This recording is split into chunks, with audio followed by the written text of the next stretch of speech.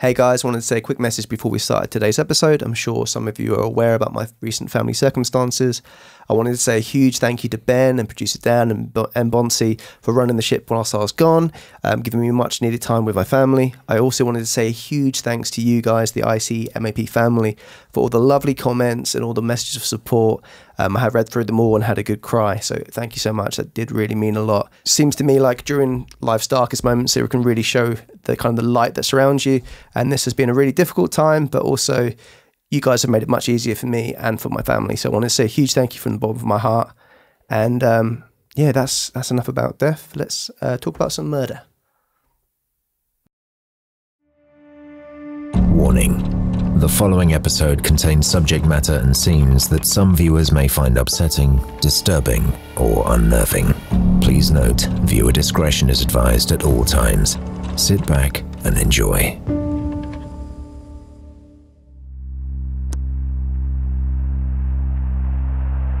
Let me try to briefly answer that by saying that I killed rapists, paedophiles and sex offenders. No other type of person, no other type of offender. So my past crimes strongly suggest that this is the group most and solely at risk. Why is this? I can say that yes, I have been raped, and yes, I have been sexually abused by such people, and consequently I do detest these people enough to have killed them. Are we all not products of our environment? Do we all not form our opinions, beliefs, etc. from how we perceive that environment?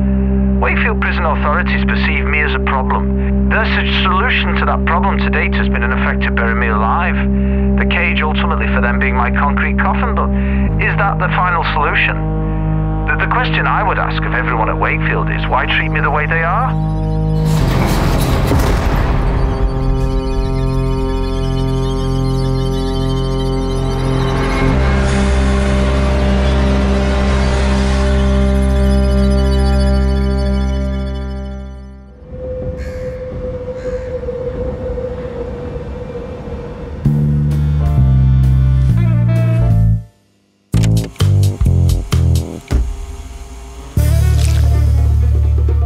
Hello and welcome to I Can Murder a podcast. We are back again. It's good to be back. How you doing, Ben? Yeah, very good, thank you. Very good. Very happy to be back with my boys. It's a big one today. It's a big case. Yeah, it's a big case. Producer Dan, how you doing?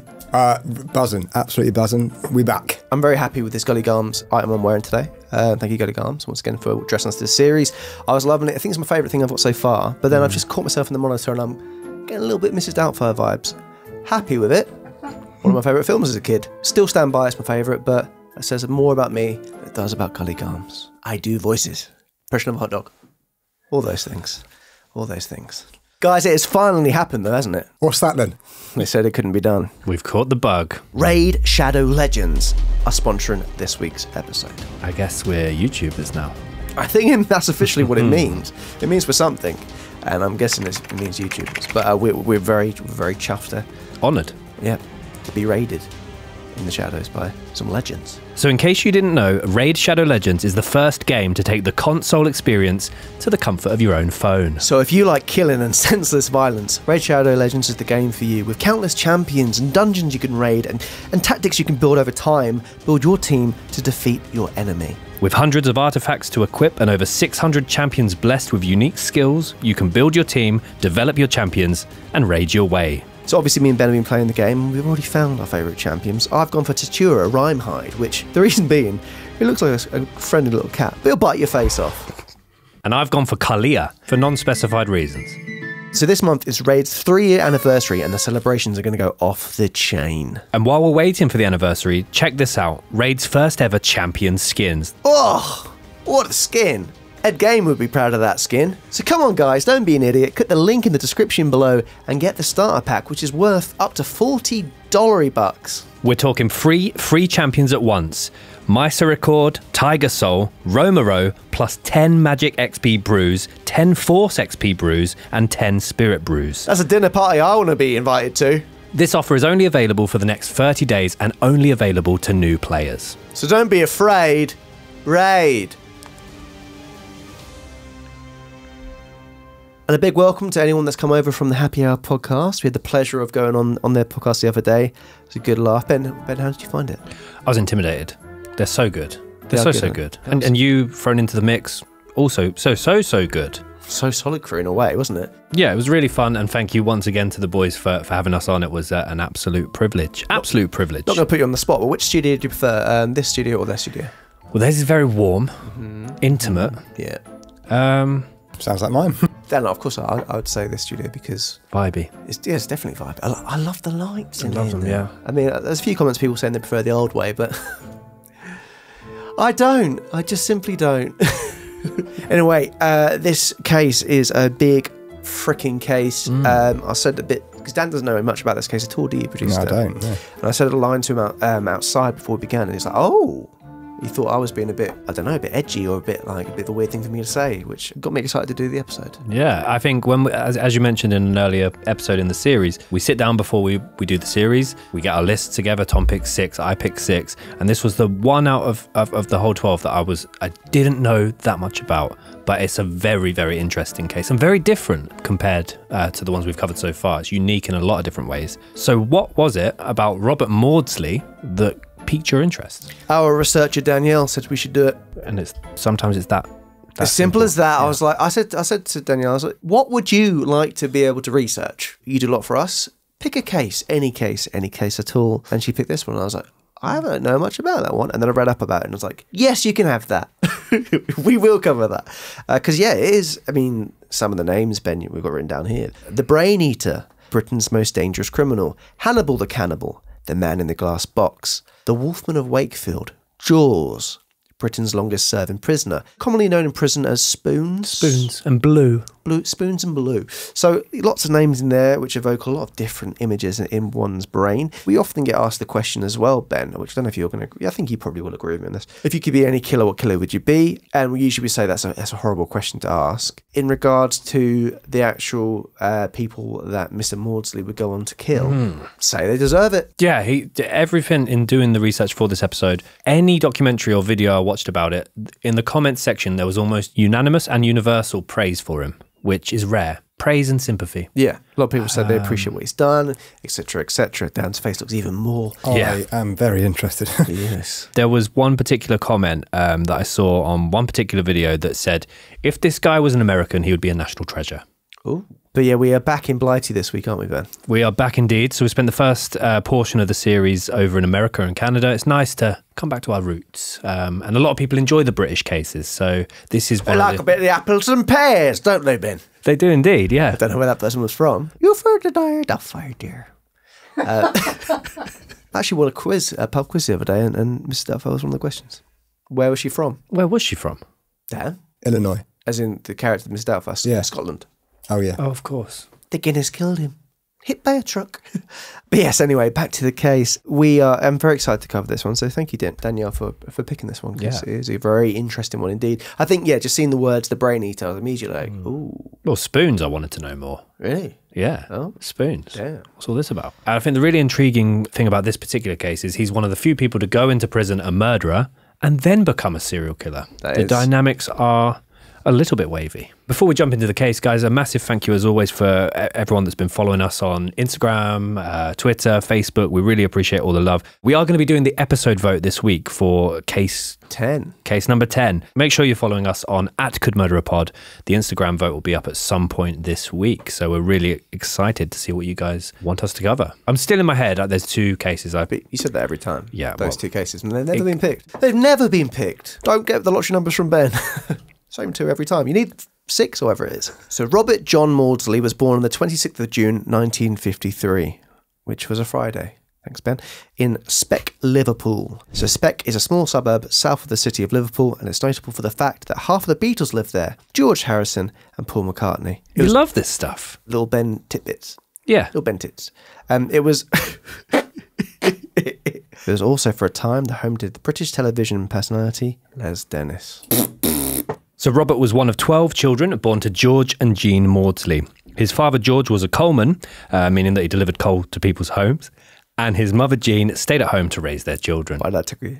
Because a coalman, when I read it, I thought that was a coal miner. But a coalman is not a coal miner. A coalman delivers coal to homes. Chris Coleman. The Maudsley home was an extremely chaotic environment for the children, and physical abuse was rife. And this came from both parents, but in quite a bizarre way. Essentially, the mother, Jean, would look for ways to get her children in trouble with the dad. George was particularly physically aggressive. There are rumours that he was also sexually aggressive with the children. And Robert would also claim later in life that as a youngster he was raped by his father. So Robert had a very violent and turbulent upbringing, and the family also didn't have a lot of money and often struggled to make ends meet. So this would result in the kids often going out thieving, and if they didn't come home with anything good, this sometimes would result into more abuse. Picturing a bit of a Fagin scenario there. Yeah. And also if they were home late, the mother would dob them in, which I thought, bit of grass. So Robert would share a single bedroom with 3 other siblings, so not a healthy environment whatsoever. According to Maudsley's older brother Paul, their father George repeatedly abused him and Robert, as well as one other brother in particular, but it was widely believed that Robert got the brunt of it. Paul said that their father would frequently hit them without explanation,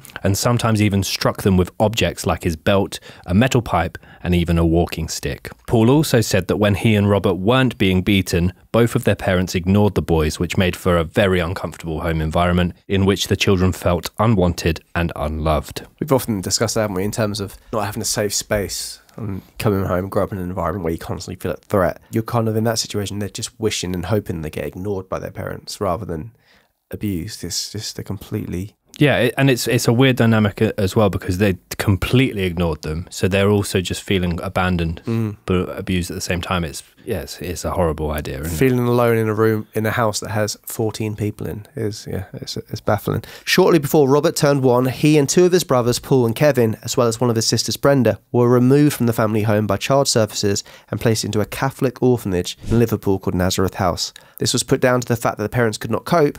However, some believe it was actually down to parental child abuse. Whilst the 4 Maudsley children, Robert, Paul, Kevin and Brenda, were living in the orphanage, George and Jean went on to have an additional 8 children, bringing the total to 12 Maudsleys. So on that, if they were struggling to run the family home or to raise the children, why go on to have 8 more? Catholic. That would explain that. Yeah, I mean, the Catholic thing, I don't know if they were Catholic, but they went to Catholic orphanage, so maybe it would suggest they were. But still, that is a lot of children. Being pregnant for 108 months. Oh.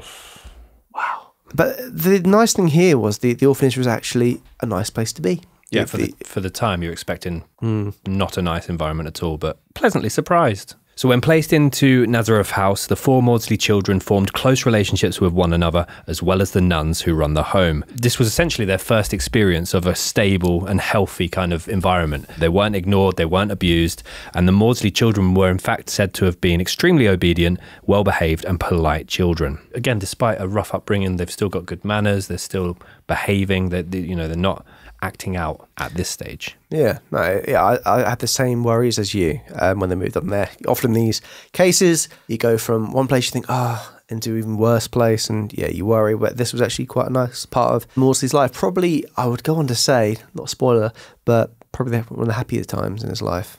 I would agree. So this peace sadly would not last long, as Mordsley's parents returned to the orphanage when Robert was 8 years old to retrieve him and take him and his other siblings back to the family home to be with their 8 other siblings. They kind of were a bit confused at the return of their parents because they actually believed them to be dead. They got very settled in the orphanage and a bit confused as to why they were there, because Robert went in there just before he turned 1. So, he's very young. He doesn't really remember his parents.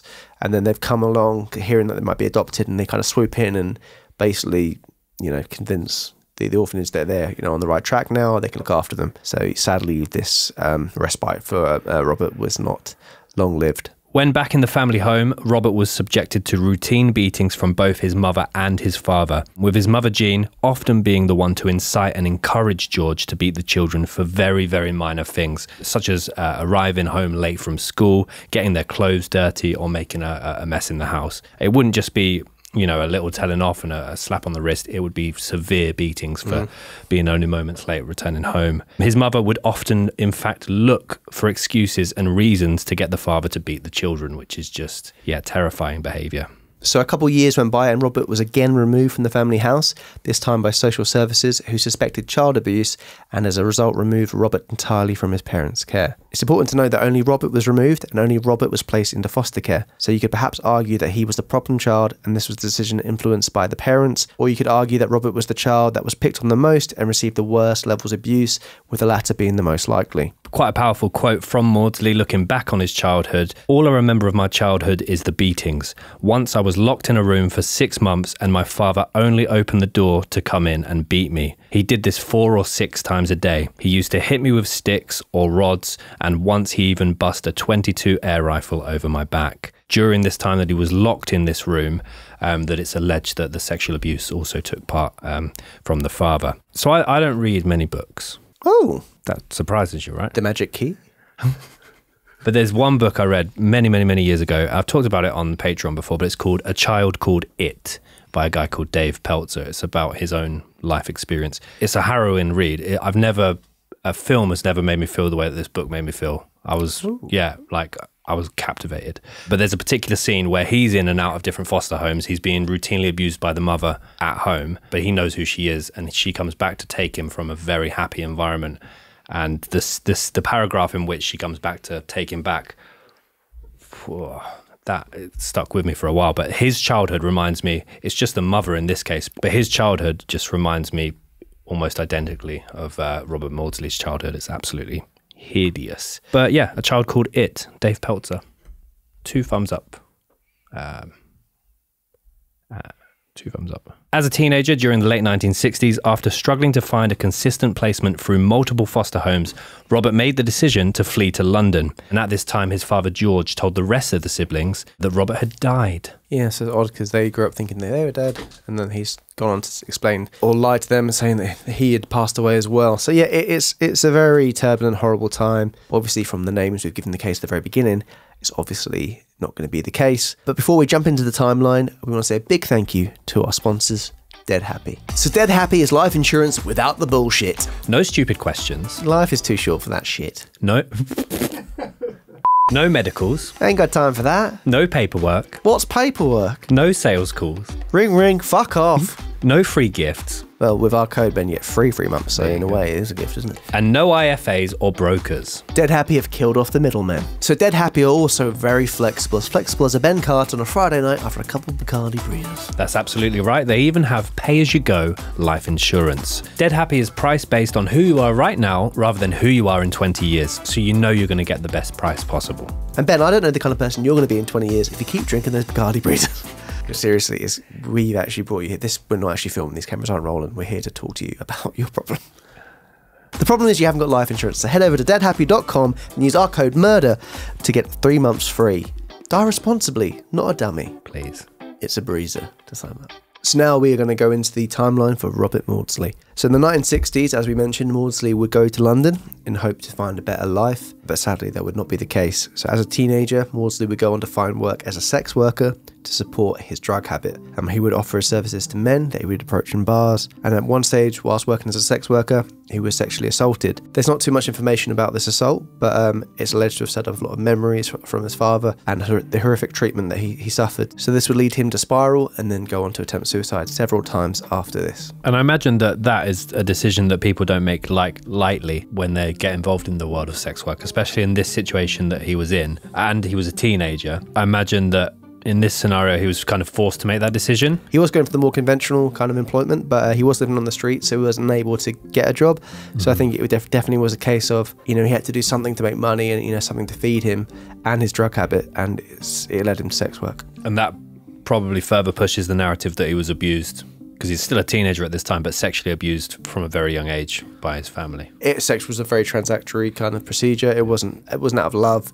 It was a case of, it's like a bit like Eileen, yeah. It would lead to him getting money enable for him to do what he wants to do, rather than, it coming from a place of love. So a quote from Maudsley during this time is, "If I had killed my parents in 1970, none of these people need have died." Yeah, so basically after he attempted suicide several times, he began hearing voices in his head, so he went to seek psychiatric help. It was during these appointments with psychiatrists that he admitted that he was raped and abused throughout his childhood by his father. He explained how his father would lock him up for long stints in a room alone, only visit in order to beat him numerous times a day. And he also claimed to hear voices telling him to kill his parents. So he has a situation here where, he has such disdain and distaste towards his parents. Any kind of like throwback to memory, it just triggers him. It makes him start hearing voices. He wants the drug to numb the pain.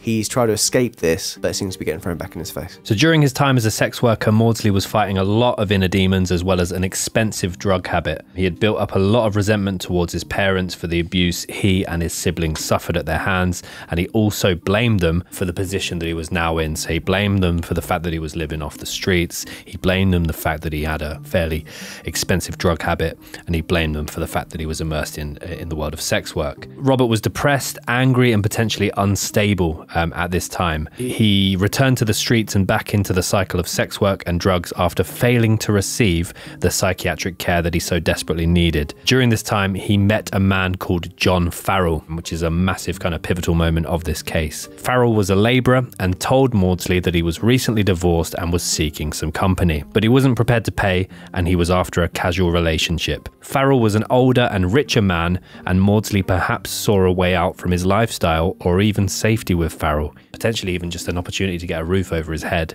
so he was more than happy to accept his proposal. Yeah, so as Ben said, this is a pivotal moment. It wasn't open, it was kind of casual and open, so Maudsley was still carrying on doing the sex work, but it was a bit of an agreement between the two. He would look after and pay for things. It wasn't your average just here's your money for sex. It was a bit deeper than that. So it kind of grew a bond quite quickly between the two. Do you think he sees him as a father figure? Maybe the father he never had, but then obviously that's muddied by the fact that obviously there's sex involved as well. Maudsley would continue taking drugs at this time, which Farrell wasn't overly happy about, but he kind of was able to look past that. So in March 1974, Farrell told Maudsley he had a surprise for him and was very excited for Maudsley to see it. Little did he know that the surprise would be the last thing Maudsley wanted to see. When Farrell picked up Maudsley was under the influence of drugs, which wasn't anything new. Once they returned to Farrell's home, he took out some photographs from his drawer. Farrell handed Maudsley the photos and he began to look after them, but he was in such a state he appeared confused, wasn't really taking in what the pictures were showing, and Farrell told him to look closer. As Maudsley began to look closer at the images, it all became clear. These were pictures of children being sexually abused. Not surprisingly, as a victim of sexual abuse himself, Maudsley didn't like what he saw. Farrell bragged about what he had done to the boys in the pictures. Maudsley stood up as he couldn't look at the images any longer. Farrell was confused by his reaction. Farrell indicated he would like Maudsley to do what the kids were doing to him in the photos. The voices in Maudsley's head returned, and they wanted revenge, for him as a child and for the children in the photos. So yeah, in this moment, he's obviously they're quite sobering images that he's seen. The voices in Maudsley's head start to come back, and Maudsley spots a cord on the floor and decides to wrap it around Farrell's neck. Farrell didn't resist as he thought this was all part of the act. Then Maudsley began to pull the cord tightly and choke Farrell.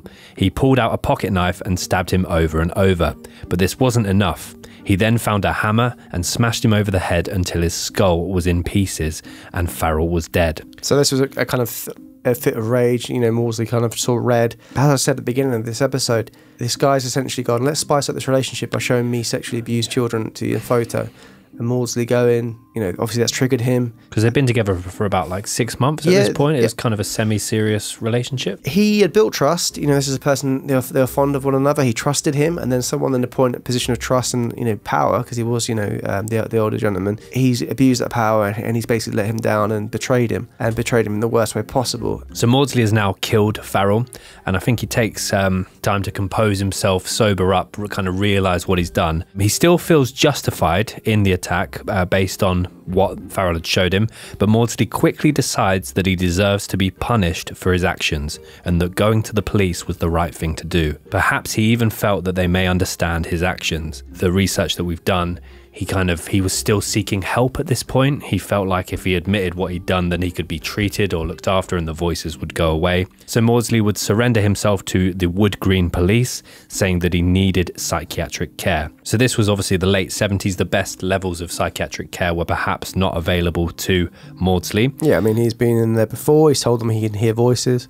He's told them that the voices are saying he killed his parents. like we said before, from numerous cases, that wasn't enough for them to take things seriously. Maudsley surrenders himself to the Wood Green police, saying that he needed psychiatric care for killing a sex offender. He was declared unfit to stand trial and was sent to Broadmoor Hospital for the criminally insane, with a recommendation that he should never be released. So Broadmoor, obviously quite notorious in the true crime world. Brutal treatments there, even just kind of the look of it, the barbed wire, the old buildings, they're very unsanitary. Apparently, allegedly there's decades of sexual abuse by staff and senior staff, but also for Maudsley, this is another situation where he's locked somewhere and he can't escape. A lot like how his father would lock him up in the cupboard for months at a time. So Maudsley's now at a situation where, you know, he's got a roof over his head, which probably, you know, he appreciated, but he's not getting the care he needs, and he's not getting the help he needs. And also he thinks he's surrounded by people that he shouldn't be surrounded with. Yeah, this is the part that made me have the most empathy for Maudsley, because he still has some sort of a moral compass. He's turned himself in. He had the option to run away, try and get away with it, hide the body, whatever you want to call it. He's claimed that it was kind of a justice killing because the fact that this was a paedophile that he'd killed, but instead he reaches out for help and hands himself in.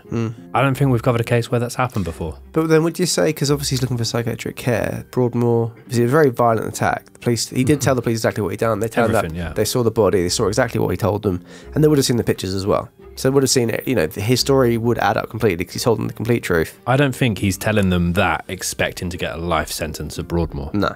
I think he's telling them that to say, look, I've killed a sex offender.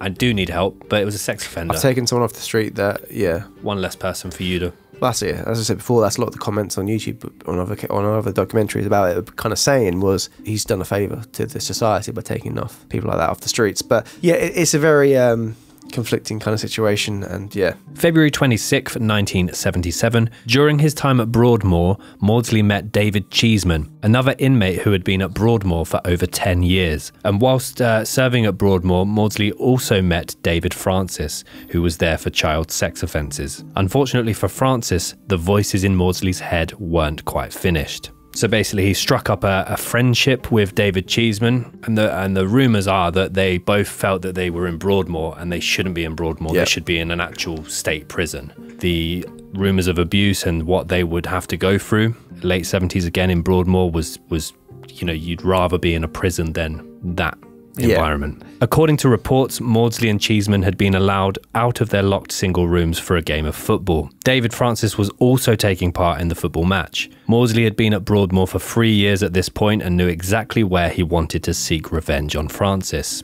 So apparently when Cheeseman was playing football, he was wearing a red Leicester shirt. West Camembert United. Palmer. Sam? Palmer's good. Palmer's very good. Cheeseman's favourite player was Deli. That's good. Doesn't really work either. There's probably some. James Bree. He's a right back for Luton. I knew it would be a stretch. If he was to go on and commit a murder, he'd be taken out of Broadmoor and put into a standard prison. So that's what his escape, weirdly, was. His way to escape Broadmoor is to kill. Seems quite an interesting technique. Unless that's the only way out. If you're given a life sentence for Broadmoor, secure hospital, receiving treatment, so to speak, maybe he and Cheeseman realised that was their only way out. I mean, Cheeseman had been there for over 10 years, long-standing. I mean, that cheese had aged. Mordsley Dale. I mean, maybe they weren't getting the care or support they needed. Maybe they didn't feel safe. Maybe they were being abused. Have you got another one for me? Apparently they were both kind of hang out a lot and moan about the circumstance, and Mordsley would call it cheese and wine night. And Maudsley would always bring out the cheese Bordsley. Doesn't work as well, but we Maudsley Dale, Gromit. We forgot the cheese, man. All right, that's enough of that. Far too long on this. And none of them were that good. So after the game, Cheeseman asked a male nurse to open the boot room, and Francis, Maudsley and Cheeseman went inside. When the nurse went to follow them, Maudsley pushed the door shut and Cheeseman barricaded the door with a locker. Before his view was obscured, the nurse saw Francis with his hands tied with a cord from a record player and being kicked in the stomach by Maudsley. Maudsley and Cheeseman had clearly premeditated their attack on the other inmate, isolating him to enact Maudsley's revenge for preying on children. They tortured him for 9 hours, stabbing him and smashing his head against the wall. Francis allegedly screamed, "Why don't you kill me?" And then Maudsley kind of took a step back, kind of 9 hours passed. You know, you can imagine the state he would have been at that stage. And I think he thought, no, I've done my mission here. Because he wanted to make a statement as well. He didn't want to just shank someone and then them die. He wanted to show, look, I'm serious about this. You didn't want me in this prison, essentially. Send me to prison. Yeah. Get me out of this Broadmoor, Yeah.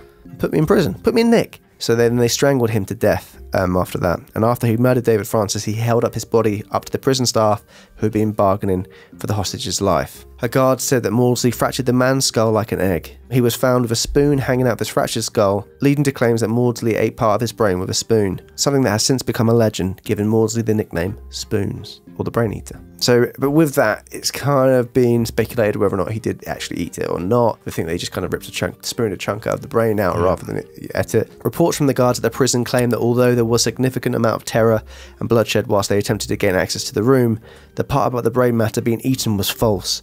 No cannibalism occurred. The spoon was simply an object used for torture, as that was the only cutlery issued to patients. So with the spoons as well, they'd sharpen them up into knives, essentially, and then they use that in order to torture. Cut the middle bit of the spoon head out, and you've got a little prong.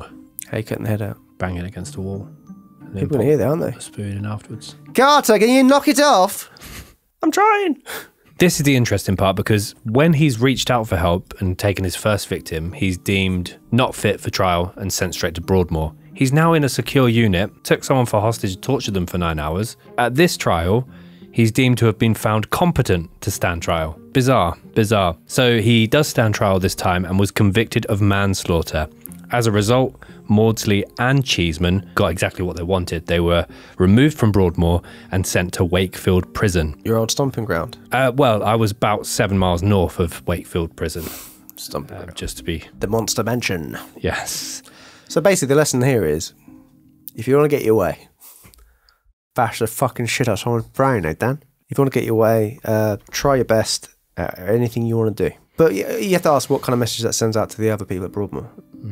So yeah, they've both been sent to the Monster Mansion, and Maudsley made it clear that he disliked the transfer and they wanted to return to Broadmoor. Which is an interesting stance to take, considering you worked extremely hard to get transferred out of Broadmoor. The grass isn't always greener, Ben. Sometimes it can look greener, but you get close, there's lots of worms. Oh, that's dog shit. You're talking about my garden? I could be talking about either of your gardens, but I'm not. I'm talking about Maudsley's. It's a bloody state. Still got cheese puns. Yeah, wishing round my head. Go on then. Go on. When he took the guy hostage, him and Cheeseman, they took him into the room, and like all the staff were kicking off, saying, don't do that, put him down, untie him. They said, don't fed about it. Feta. Don't feta about it. When Maudsley was stabbing him, he was like, keep him Stilton. That's better. Because we've done other cases where they've ended up in Wakefield. There are some characters there that I feel Maudsley would not be very happy about being in the same environment with. Yep. Ian Watkins. Yep. Ian Huntley. Yep, all the Ian. Just doesn't have a dislike for guys by the name of Ian. Mainly the paedophilic nature of them. Yes, yeah, absolutely. So I can't see them getting on. No. Yeah, and it's when he got there as well, he discovered that his reputation had preceded him. He was widely considered to be a dangerous prisoner, which I think is fair enough, with the other inmates referring to him as Hannibal the Cannibal and Brain Eater. So in 1974, David Cheeseman and a different inmate were convicted of the attempted murder of a male nurse at Rampton Hospital, and the pair of them would hit this individual over the head with an iron bar. In 1977, a few years later, upon sentencing for the murder of David Francis, he warned the judge that he would kill again if sent back to Broadmoor. The thing about Cheeseman, he was also trained up in judo, fondue. He was a very dangerous character. Yeah. Everybody was fondue fighting. Oh, delicious. So the 29th of July 1978, within weeks of arriving at Wakefield Prison, Maudsley was up to his old tricks again. He invited a fellow prisoner called Solney Darwood into his cell. Solney was serving a sentence for the murder of his wife, Blanche, and Maudsley proceeded to garrote and stab Solney, killing him before hiding his body under his bed. Maudsley then went on the prowl around the wing, hunting for a second victim. So yeah, he was inviting people back to his room, and people could see in his eyes, that just not go there. Fellow prisoners claimed that he spent the day attempting to lure them in, but they all refused. He finally snuck into the cell of 56-year-old William Bill Roberts and attacked him as he lay on his bunk. Maudsley used a spoon, pointed enough to be used as a dagger, and stabbed Bill several times, also repeatedly smashing his head against a wall. Maudsley then walked into the prison officer's room, placed the spoon-turned-dagger onto the table, and calmly told them that there would be 2 prisoners short for the roll call that day. Like everything, that line he says there, if that is the line, that sounds badass. And just to clarify, William Roberts was also a child sex offender, so it wasn't just a random attack. You can kind of see it all in your head, can't you? Yeah. The kind of the lines and going in there and saying that. There's a really weird bit about that morning as well, that he'd basically prepared. He wanted to kill as many people as possible. That morning he had made in Mordsley's cell 2 paper coffins, origami style, but coffin. Just the size of like Stuart Little would fit. Like a little Action Man coffin. Okay. Stuart Little. Stuart Little would get in there, be spacious. Tom Thumb? Possibly. Vern Troy. Or probably get 2 of his legs in. It's not all of them. No. Apparently, he planned to kill like 7 prisoners that day. But yeah, he was on a rampage. His plan wasn't to kill to then go back to Broadmoor. It's like his divine mission here was, he still basically was looking at, when he was committing these crimes, looking at them as if he was reacting to his parents. Yeah. And taking out, the anger and the hurt they caused onto these people. Like you said this quote earlier on, if I killed my parents, none of these people would have died. Essentially how he looks at it. But yeah, he looks at it as, he's killing people who kind of deserve to die. So he's kind of like a vigilante in prison. Yeah, justice killings. He's trying to justify. Yeah. Which is weird. And the whole, is he wanting to get out of Wakefield because he's seen, if I kill another person, maybe they'll move me somewhere else. Because he also said at the trial when he was trying to get out of Broadmoor, if you send me back to Broadmoor, I'm going to kill a load of people again. Yeah. So unless he's trying to, he's been locked up in Wakefield for a few weeks, decided, this ain't for me either. Because he goes on to be called the most dangerous prisoner. Britain's most dangerous prisoner, yeah. Is he? It's the statement itself. So Britain's most dangerous prisoner whilst in prison, possibly, because he's done a lot of bad things in prison. But there are other people I'd rather... Actually, he is quite terrifying. But then only if you've done nonsense or killing your wife. Whenever I hear the term Britain's most dangerous prisoner, the go-to name is Bronson. Because he's a scary badass. But Maudsley, walking along, spinning a sharpened spoon, placing it down, saying, "You're going to be too short in the morning." That is very blasé, but it's also terrifying. The people that he's killing as well in prison are the people that other prisoners consider to be the worst of the worst. Yeah. I'm sure he would kill child killers as well. Yeah. He wouldn't go, "Oh, you know what? I'm all right with that." If anything, I would have assumed the other prisoners would be on his side. Or thinking he's obviously a bit of a live wire in terms of where he goes about it. But so in 1979, Maudsley went to trial for these 2 murders. The court heard that during his violent rages, Maudsley believed his victims were his parents. The killings, his lawyers argued, were the result of pent-up aggression and unresolved trauma resulting from a childhood of near constant abuse and neglect. Maudsley claimed, "When I kill, I think I have my parents in mind. If I had killed my parents in 1970, none of these people need have died. If I had killed them, then I would be walking around as a free man without a care in the world." Maybe spiritually, maybe. Yeah, I was going to say, he probably would be locked up. There's a very different case. I think as well, what goes on to happen next is he's made a bit of a mockery of the UK prison systems here because he's killed 2 people within a few hours in a high security prison. With a spoon, Ben. With a spoon, yeah. Got Not even a spork. No, not even a spork. It's maybe a good time now to throw over to producer Dan and see what, because it's such a case where I think I can sympathise for the killings and understand them. Personally, this is the one person not which, if people ask you if you could be any killer for the murders they've done, you'd say I'd want to be Maudsley because you can see why he's done these murders.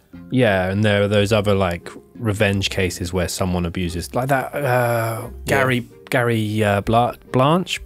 Gary. Yeah. What did you do, Gary? Yeah, why Gary? Why? Yeah, why Gary? Why? When his son was abused by that guy. Yeah, and then those. Him, they're kind of vigilante, as you said. Yeah, I can understand, and I had a little bit of sympathy for Eileen, but with well, you could argue either way of Eileen. Yeah, with Maudsley, he's been let down time and time again by mental health services, the police, parents, everyone trusted. Yeah. Producer Dan. Well, no, I get it. I'm a bit like you. I kind of felt sorry for him that first. Not sorry for him. I had some empathy with that first killing. But then the wider discussion is kind of almost like capital punishment. Is it right just to kill him because they've done wrong? And no. So I don't know. It's a difficult situation. That is a very fair point. It's not right that he's killing all these people just because they've done wrong. Yeah, I don't think I'm not sitting here going patting on the back, going, "Go on, Robert." Yeah, but. A lot of the comments on... But then that's the... There's a lot of support for him. Oh, God, almost universal. Like, he's hailed as shouldn't be locked up whatsoever. He's done a public service. Yeah. National treasure, I think, was one of the comments, which... Yeah, it's like you say, the capital punishment in itself divides. Yeah. So this is very much on the same ilk as that. 1983, psychiatrists deemed Maudsley untreatable, and this time he was convicted of murder as well as the double murder and sentenced to life imprisonment in the normal criminal justice system and sent back to Wakefield Prison. When there, the governor refused to place him in the general population as he was deemed a danger to other prisoners, so he was moved into solitary confinement. This is another one of the kind of big talking points of the Robert Maudsley case. Prison authorities built a 2-cell unit in the basement of Wakefield Prison to house him for the remainder of his confinement.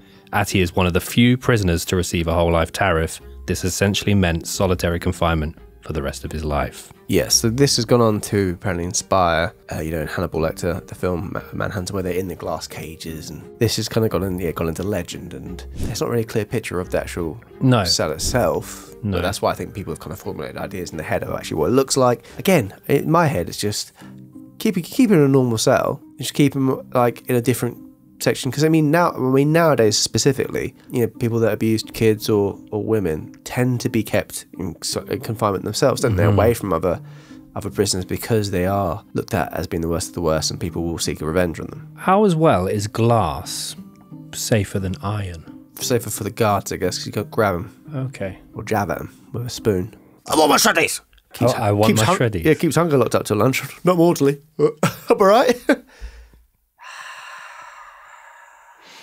Yeah, so the full life tariff was not an initial condition of his sentence and was later added by Michael Howard, the UK's Home Secretary. So Maudsley's room is referred to as the glass cage, a 2-room unit. 2 cells are slightly larger than the average and have large bulletproof windows so that Maudsley can be observed at all times. The only furnishings are a table and chair, both made of compressed cardboard. That sounds uncomfortable. It does, doesn't it? If you sat on a chair, it's just a bit lacking of life, and you're like, oh, fuck this chair. That's his table as well. Nightmare trying to have rice pudding on that. Rice pudding on the table. This table's limp, Gov. Give us a table, Gov. So the toilet and sink are bolted to the floor, and the bed is a concrete slab. Good for your back, though. Very Fred Flintstone. A solid steel door opens into a small cage within the cell, encased in the thick perspex with a small slot at the bottom, through which guards can pass him food and other items. He is in the cell for 23 hours a day, leaving only for exercise. So during his daily hour outside of his cage, he's escorted by 6 prison officers to the yard. Which again, it just feels a bit excessive, especially for keeping an eye on him the whole time. He's built up this reputation over the years as the man that can... Played knifey spoony before. He bloody has, hasn't he? I mean, he's not allowed contact with any other inmates, and no guard or prisoner is allowed to talk to him. And he didn't like being ignored or being abandoned, so... Here's the thing that I think, though. So when he was in, his dad would lock him up in that room. Okay, that's horrible, right? And like, I got throwbacks to the choking in Matilda. But he's happier if he's in that room and his dad's not coming to the door.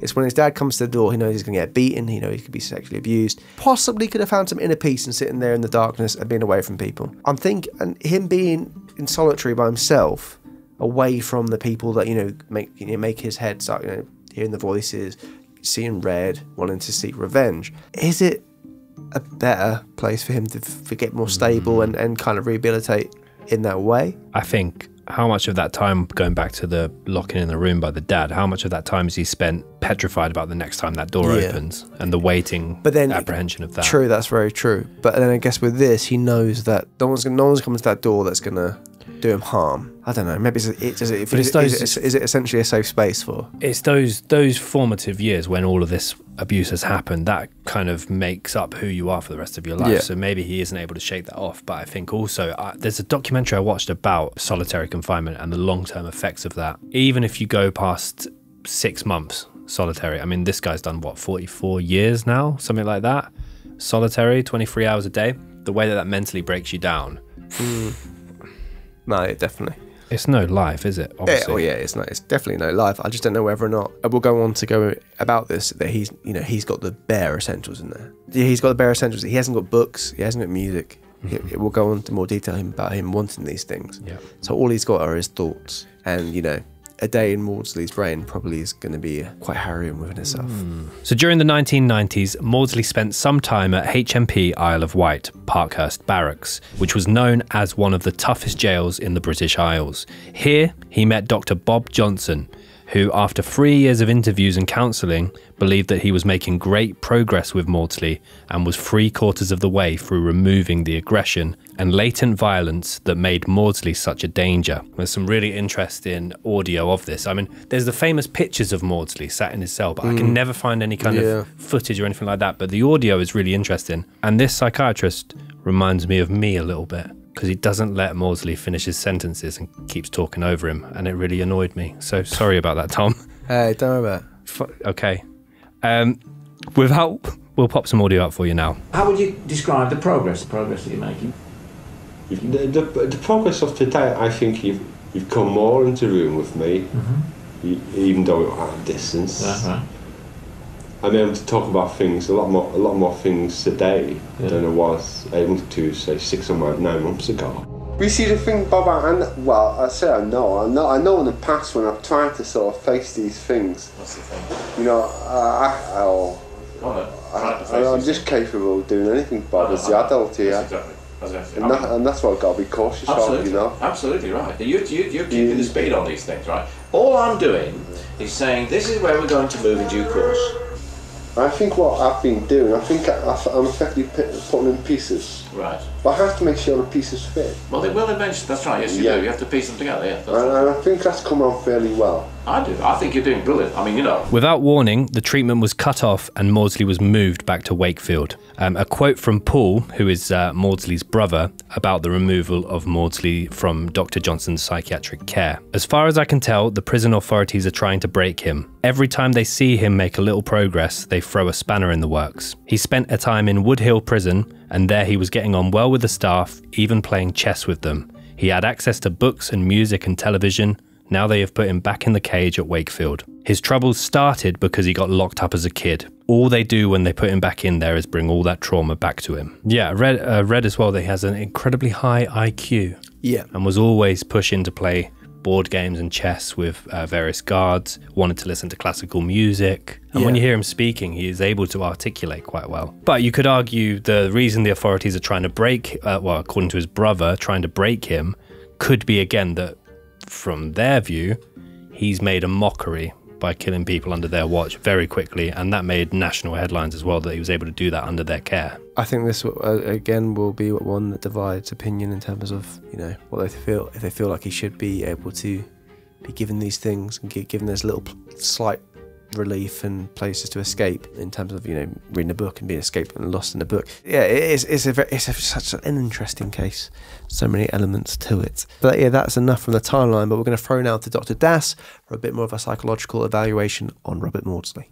Hello everybody, my name is Dr. Shaham Das. I'm a consultant forensic psychiatrist and an expert witness, and I am the host of the YouTube channel A Psych for Soul Minds. Okay, so this is my psychoanalysis of Robert Maudsley.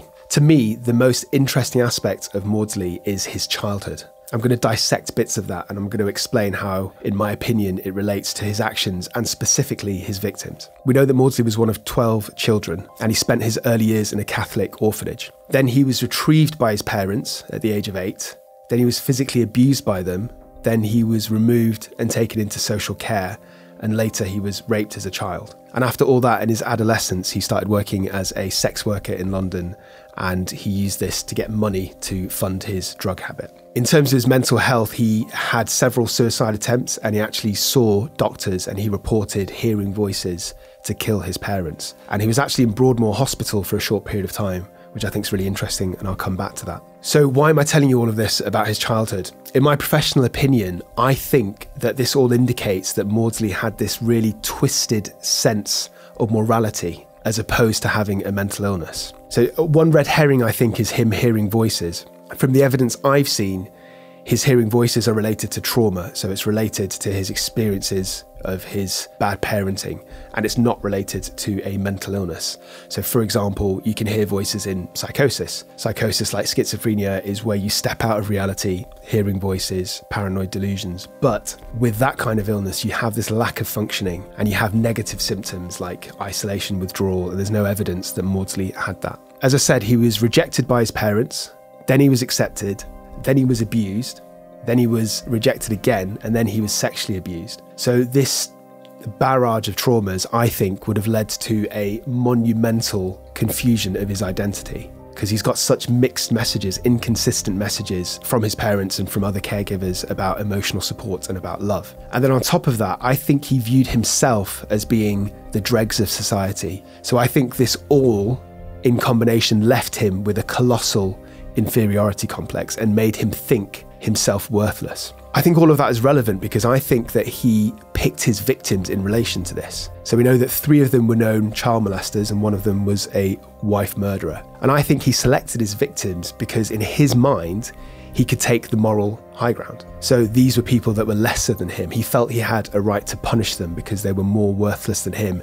And he already felt that he was quite low down in the hierarchy. And on top of all of that, I think his victims potentially represented figures of hatred for him. So, you know, his parents, the person that molested him. And I think something that reflects this is if we examine when he killed David Francis in Broadmoor, this was a really prolonged, horrific and vicious attack. Lasted several hours. It was not just about killing this man. It wasn't just about ridding the world of a paedophile. I think his actions showed that he gained a perverse pleasure and therefore he was justified in his actions. I mentioned the fact that Maudsley was in Broadmoor for a while. I think this again is a bit of a red herring because he wasn't in there for a long period of time. He was just there pre-assessment for his trial. So he was initially found unfit to plead. So that meant at the point of his admission, he was thought to not be cognitively capable of going through the trial process, you know, following the evidence, putting in a plea of guilty versus not guilty. But he was in Broadmoor for a relatively short period of time, and then he didn't have a psychiatric defence. And he was eventually sent to prison as opposed to staying in Broadmoor.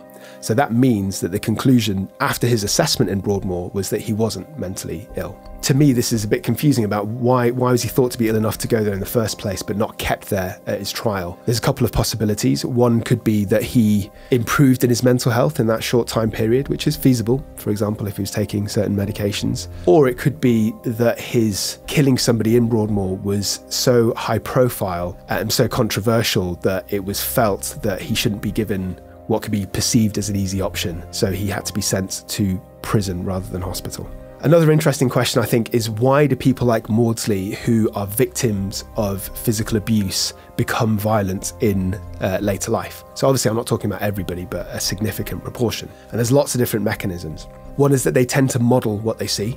So Maudsley may have witnessed violence from his father and he may have modelled it as a way of conflict resolution. But on top of that, often people who have been victim of prolonged abuse, they feel inadequate and they have all this anger, so they displace it when they're older towards people that they perceive as being weaker.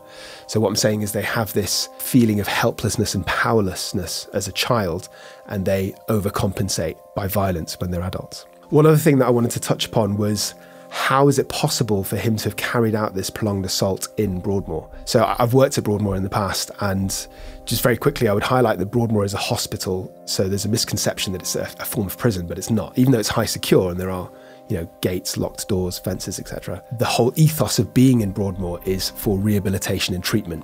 Broadmoor is geared up, like all high secure hospitals, to deal with extreme violence. One element is observation. So the patients are usually observed thoroughly, which makes you wonder how Maudsley was able to continue this prolonged attack. And I struggle to answer that question, to be frank. I think this all happened, you know, in the 70s, so I think the standard of care has improved over the years in all hospitals, including Broadmoor. So apart from observation, the way that you deal with violence in that kind of place is you medicate against paranoia or psychosis, and you give people sedatives as well. And if people are acting erratically or violently, then you can put them in like a seclusion room, so it's a locked room for their own safety for temporary periods of time. So I think Maudsley must have been able to con the staff to a degree to make them think that he's less dangerous than he actually was. So I think he was able to use his personality and charm to let them drop their defences. So that in a nutshell, is my psychoanalysis of Robert Maudsley. If you're interested in this kind of topic, so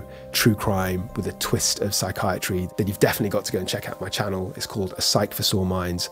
I dissect high-profile cases, and I've actually got a series about high-profile Broadmoor ex-patients. So I've done a video on Robert Maudsley. I've also talked about Ronnie Cray, Charles Bronson, and the nail bomber. Okay, that's enough from me. Now back to Tom and Ben. Thank you very much, Dr. Das. If you haven't already, please consider subscribing to his channel, A Psych for Sore Minds. We'll pop the link in the description below.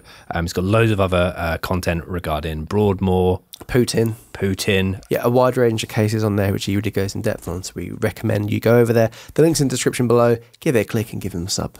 So it's just a bit more, you're going to go into a bit more kind of just a bit of trivia about Maudsley and other kind of interesting tidbits. In his early years with the solitary confinement, Maudsley would befriend cockroaches. The next 12 years, let his fingernails grow like talons and his hair grow long and wispy because a prison barber would venture near his cell. And this is where the Wolfman of Wakefield nickname came from. And he'd also, when he wrote letters to his family, would sign it off Wolfie with a kiss. Wolfie? I thought it was the wolf from Gladiator.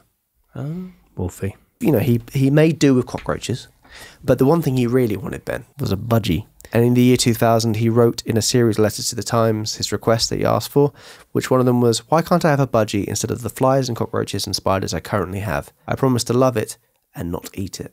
It's that last line that's putting me off, Robert. Why did you say that? Yeah, I know what you mean. I promise to love it and not eat it, yeah. Now that you've said that, I kind of think you might. Another quote from Maudsley was, I'm left to stagnate, vegetate and to regress, left to confront my solitary head-on with people who have eyes but don't see, and who have ears but don't hear, who have mouths but don't speak. My life in solitary is one long period of unbroken depression. Good with words. Articulate, yeah. Yeah, very good with words. Yeah. And that's it. I mean, since 1979, which is 43 years now, he's been in solitary, allegedly in this Perspex isolation cell, in the basement, which again is kind of derogatory. The basement of a prison. Is that just to big it up even more? Because I heard he was just around the corner from Bronson. A lot of this you do feel is steeped in hearsay and elevated. So yeah, there has been some people, you know, felt sympathy for him. Jane Heaton began writing to Maudsley and has visited him several times. Some quotes from Jane are, 3 years ago I read an article about Bob which included quotes from him and his conditions in prison. I thought, gosh, that's awful. I couldn't find it in me to believe that regardless of what someone had done, it was humane to keep them living like that. I dropped him a line, he replied, and it carried on from there. The first visit was a closed one. I looked through the glass and thought, oh, you poor sod. Having got to know the person behind the tabloid myth, when sensational stuff is written about him, I just shrug my shoulders and think, here we go again. Essentially, yeah, people saying, you know, they don't believe, you know, they think he's changed as a person over that time as well, which, if the whole point of prison is to rehabilitate, you know, you thought maybe over time they'd be able to give him small luxuries as well. There's petitions online for people who think the way he's being treated is poor. The way it's described is that he's almost swept under the rug, like out of sight, out of mind. Let's pop him in the basement, bit of glass, leave him there to stagnate. At the time of filming this podcast, just a few days ago, a brand new documentary aired on Channel 5, which is called HMP Wakefield Evil Behind Bars. So it's definitely going to be my weekend watch this weekend. Ben's weekend watch. There we go. Yeah, I'll feed back. A big part of the documentary itself focuses on Maudsley. So quite intrigued to see that one. I swear we always seem to do that. Yeah. And it's very rarely on purpose. There was an interesting quote around in the old TV mag guide, when it gives you like a little summary. You still getting them? I don't, but Maudsley is now in a Perspex isolation cell at HMP Wakefield and is serving a whole life sentence, meaning he will never be released. His daily routine involves playing video games and writing letters. He also enjoys drinking banana milkshakes. He remains in the cell for all but an hour daily. During his daily hour of exercise, he is escorted by 6 prison officers. However, he doesn't always opt to leave the cell. I bet he's good at kippy uppies. So he's asked before for a cyanide capsule to end his life in peace. Both requests were rejected. If a prisoner wants to take their life and they're in for life, I guess always that's part of the punishment, isn't it? Not giving them any control on the situation. But quite a few manage it though, don't they? Shipman was in Wakefield as well. Maudsley also enjoys classical music, poetry and art, and he also has an extremely high IQ. He has made several requests to take college courses at Open University. He also has a PlayStation 2 and spent his 64th birthday playing Call of Duty. So although Mordsley is not allowed any contact with fellow inmates, there are other prisoners considered too dangerous who are also held within the basement at Wakefield. One inmate is Charles Salvador, formerly known as Charles Bronson, who was sent to Wakefield as one of Britain's most violent prisoners for the involvement in numerous hostage situations. When he arrived at Wakefield, Bronson attempted to form a friendship with Mordsley, suggesting the two should team up, quite the tag team, and sent a watch to Mordsley, telling the guard to give that to Bob. However, Mordsley sent it back, telling someone, "I'm never getting out. What do I want to watch for? Give it back." Because of this, Bronson took offence and allegedly said, "I'm going to kill you when I see you." Maudsley would often jokingly reply back, "You've never killed anyone, you soft cunt." Spicy from Maudsley. Yeah, he has got away with words. He does. Spinning a spoon while he said it. "You never killed anyone, you soft." Once Bronson left his trademark John Lennon sunglasses in the gym, and Maudsley went and found them. Bronson threatened to sue the prison system £250, and Maudsley eventually returned them and telling the guard, "Tell Charlie to stick them up his arse." I'm the only beetle here. So yeah, that's quite fun. I do like the fact that he's bullying Bronson. Some trivia as well. Since the death of Ian Brady in 2017, Maudsley has been the longest serving British prisoner. Do you know the reason why he had the nickname Blue, Ben? I believe it was something to do with the very first victim. Yeah, it was the colour of the face of his very first victim and what they turned when he slowly strangled them. So many nicknames. Blue, Spoons, Wolfie. They all sound quite tame, don't they? Yeah. Blue's Clues. There's a spoon in his fucking head. It was Maudsley. An interesting bite back as well, quote from Bronson, which they can both give it by the sound of it. Bronson, who wrote a book and mentioned Maudsley in his book, says that Maudsley lives in a complete fantasy world of violence. We now hate each other. I pray that one day we bump into each other at 300 fucking miles per hour. And unlike him, I don't need a blade. Nobody rips my heart out or eats my brain, especially a fucking nutcase like Bob Maudsley. Lunology by Bronson, out now. To be fair, I think Maudsley wins with the comebacks there. Be an interesting fight. Rather than Logan Paul, Mayweather, Bronson, Maudsley. Two old British inmates fighting. Dan, would you pay to see that? Yeah. There you go. No cutlery allowed. Ben, lookalikes. Hands up. Completely forgot about doing them. I'm a bit rusty, it seems. Rusty spoons. And I thought of some whilst I was doing the episode. So they're kind of more what he reminds me of rather than a good lookalike. I'm going to try and think of them when Ben does his. Because there definitely are loads. 100%. But I'm really fucking struggling. I don't know if this is going to hold up too well, but my first one is I feel like Bob Maudsley could be almost any of the Bay City Rollers, apart from one of them. Yeah. I mean, to return that, I reckon you could put him in a leather jacket and he could be in the Ramones. Yeah. So Bay City Rollers and Ramones. The only other one I thought... Another good fight. Yeah? I don't think Ramones win that. Probably, yeah. Well, there's more... Well... If I was to draw Maudsley as a kid, Horrid Henry, the original. Pretty good. Are you sure you only just came up with these now? Yep.